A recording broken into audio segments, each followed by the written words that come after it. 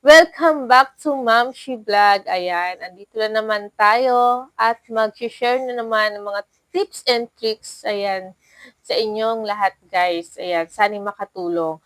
Ayan, ang ating topic nga ay, ayan, nakita nyo na sa title ng ating video. Ayan, maraming sa karamihan na nagtatanong about dito sa stories. Bakit hanggang ngayon ay wala pa rin silang kinikita? So, talaga naman ngayon na maliit pa ang kitaan dito kay Facebook. Kahit saan yatang tools tayo mag-upload, maliit talaga ang kita. Ayan, maraming nagrereklamo. At ito guys, isi-share ko sa inyo ay siguradong makakatulong naman kahit papaano.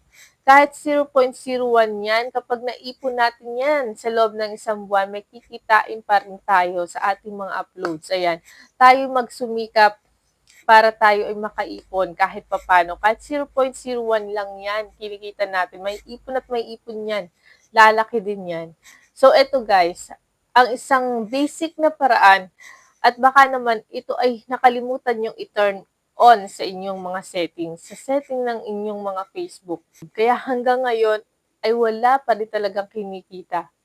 So, eto guys, wag na natin itong patagalin. Kung ikaw ay napadaan lang or bago lang dito sa aking channel, ayan, wag mong kalimutan mag-subscribe, syempre, i-like mo na rin, at hits mo yung bell button para lagi kayong updated sa aking mga latest upload. Okay, guys, mag-umpisa na tayo. Let's go! Una, pumunta lang tayo sa ating Facebook, guys. Ayan, i-click lang natin yan. Tapos, punta tayo dun sa tatlong linya sa itaas sa kanan. Ayan, pindutin lang natin. Then, pumunta tayo dito sa setting icons sa kanan, guys. Ayan, pindutin din natin yan. Tapos, scroll down lang tayo. Ayan. Tapos, hanapin natin sa baba ang stories. Ayan, guys. Click lang natin yan.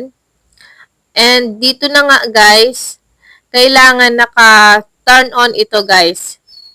Ito, itong button na to, na bukod tangi na naka-off yung sa akin.